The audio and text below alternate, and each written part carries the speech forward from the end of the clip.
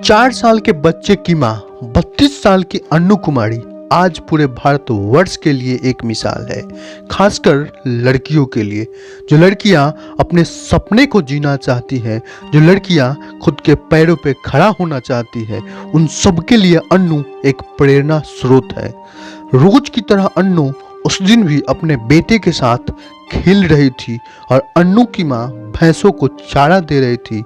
तभी यूपीएससी 2017 का रिजल्ट आया, जिसमें अन्नू सेकंड रैंक लाकर इतिहास रचती। ये खबर जंगल में आग की तरह पूरे देश में फैल चुकी थी। सारे लोग अन्नू को बधाइयाँ दे रहे थे। टीवी चैनल वाले, यूट्यूब चैनल वाले और कोचिंग वाले अन्नू का इंटरव्यू लेने के लिए लाइन में लगे हुए थे। उसके बाद की कहानी आप सब जानते हैं, लेकिन मेन कहानी उसके पहले शुरू होती है।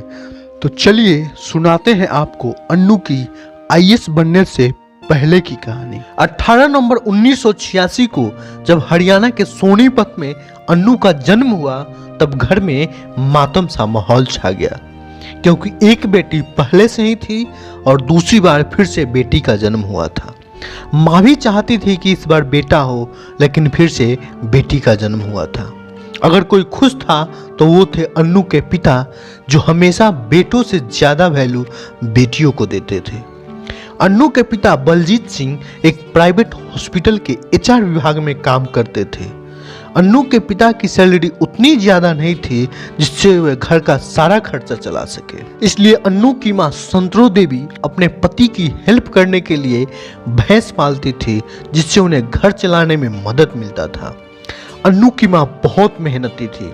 अन्नू की मां रोज सुबह 4 बजे उठती और रात के 11 बजे तक काम करती। अन्नू की मां घर का सारा काम करने के अलावा भैंसों को चारा देती, उन्हें नहलाती, दूध दोहती, दूध बेचती और यहाँ तक कि गोबर के उपले पाथने का काम भी स्वयं करती।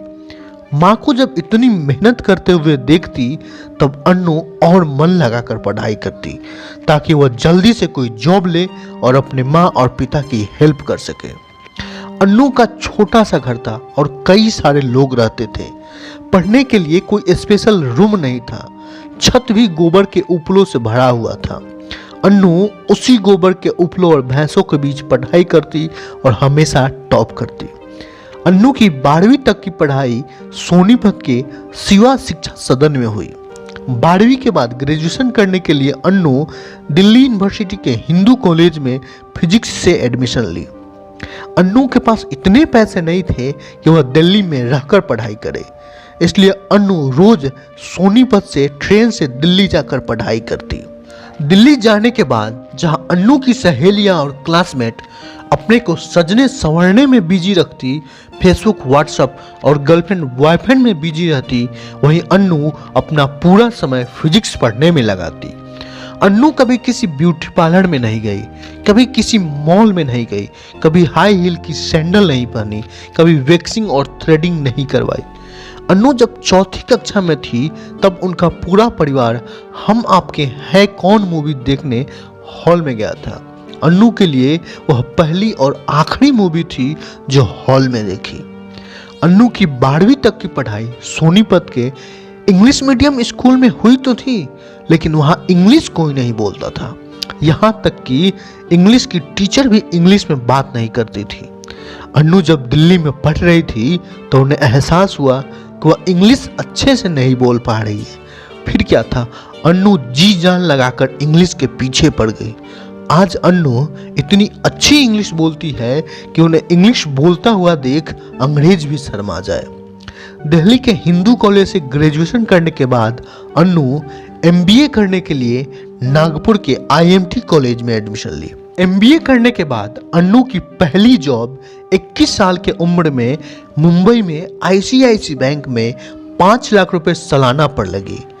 मुंबई एक चमकता हुआ शहर, हर तरफ भीड़ भाड़, फैशनेबल लड़कियां, फर्राटेदार इंग्लिश बोलते हुए अन्नू के कलीग, और इन सब के बीच अन्नू वैसी ही थी जैसा सोनीपत में थी।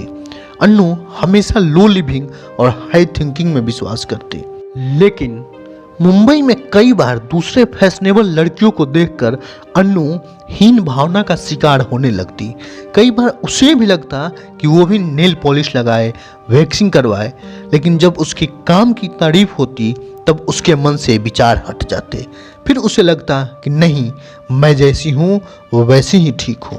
अन्नू ऑफिस में भी हमेशा टॉप करती। अन्नू का काम अन्नू के बाकी कमियों को ढक देता। इसी बीच अन्नू की शादी हो गई। अन्नू अब मुंबई से गुड़गांव शिफ्ट हो गई। गुड़गांव में अन्नू 20 लाख के पैकेज पे जॉब कर रही थी। सब कुछ ठीक चल रहा था। तभी अन्नू का छोटा भाई अन्नू को बिना बताए अन्नू का यूपीएससी का फॉर्म भर देता है और जिद करता है कि अन्नू जॉब छोड़ दे और यूपीएससी की तैयारी करे।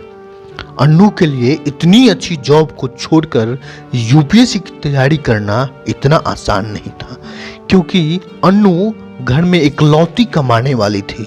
अन्नू के हस्बैंड का बिजनेस अभी उतना अच्छा नहीं चल पा रहा था। अन्नू के लिए इतनी अच्छी जॉब को छोड़ना उतना आसान नहीं था, और वो भी उस समय जब अन्नू अपने घर में इकलौती अच्छी कमाने वाली थी, क्योंकि उस समय अन्नू के हस्बैंड का बिजनेस उतना अच्छा नहीं चल पा रहा था।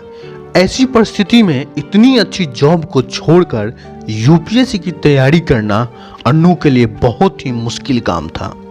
अन्नू इसी सोच में डूबी हुई थी कि क्या करे क्या ना करे। तभी अन्नू के मामा का मैसेज आया, जिसमें लिखा था, अन्नू तुम यूपीएससी की तैयारी करो, तुम्हारे और तुम्हारे बेटे का खर्च मैं उठाऊंगा। भाई और मामा के प्रेरित करने के बाद अन्नू जॉब छोड़कर यूपीएससी की तैयारी स्टार्ट कर दी। उस समय यूपीएससी 2016 का प्रीलिम्स होने में सिर्फ 1.5 महीने बाकी था। अन्नू 1.5 महीने तैयारी करके यूपीएससी का एग्जाम दी, लेकिन प्री का कट ऑफ 1 मार्क से क्वालिफाई नहीं कर पाई। अन्नू का लास्ट अटेम्प्ट बचा हुआ था। अगर इस बार अन्नू यूपीएससी क्लियर नहीं कर पाई तो जो उसका सपना था आईएएस बनने का, वह कभी पूरा नहीं हो पाएगा। इसलिए अन्नू अब कोई भी कसर नहीं छोड़ना चाहती थी। वैसे तो ससुराल में कोई प्रॉब्लम नहीं थी, लेकिन ससुराल तो ससुराल होता है। ससुराल में उन्हें बैठाकर कौन पढ़ाता, इसलिए अन्नू अपने मायके सोनीपत चली आई। सोनीपत में अन्नू दिन भर लाइब्रेरी में पढ़ाई करती और शाम को घर आती, लेकिन जब शाम को घर आती तो उनके साथ उनका बेटा खेलने लगता, जिससे उनकी पढ़ाई डिस्टर्ब होने लगती। इसलिए अन्नू ने अपने जीवन का सबसे कठिन फैसला लिया।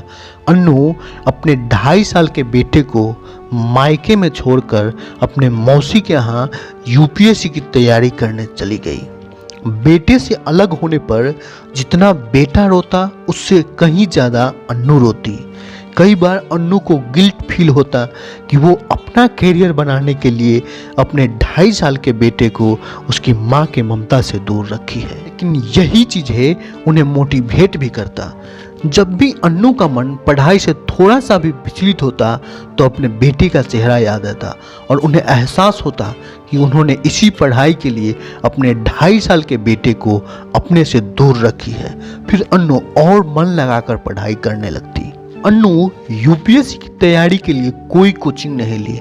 अन्नू मौसी के यहाँ गांव में रहकर ही तैयारी की। उस गांव में इंग्लिश पेपर भी नहीं आता था, सिर्फ हिंदी अखबार आता था, जिसमें सिर्फ लोकल समाचार होते थे।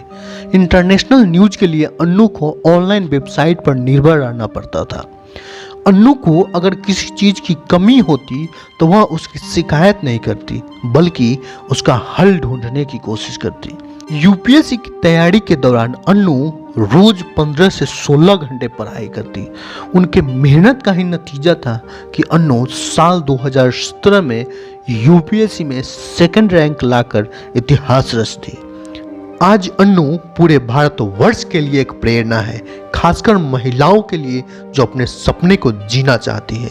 अन्नू ने दिखा दिया कि लड़कियां शादी के बाद भी अपने सपने को जी सकती है, बस एक बार अपने मन में ठान ले। आशा करता हूं आप सभी इस कहानी को सुनने के बाद और जोश और जुनून के साथ अपने लक्ष्य की तैयारी करेंगे और उसे हासिल करेंगे। आगे हम दुआ करेंगे कि अन्नू हमेशा खुश रहे और कामयाबी की सभी बुलंदियों को छुए। तब तक के लिए धन्यवाद।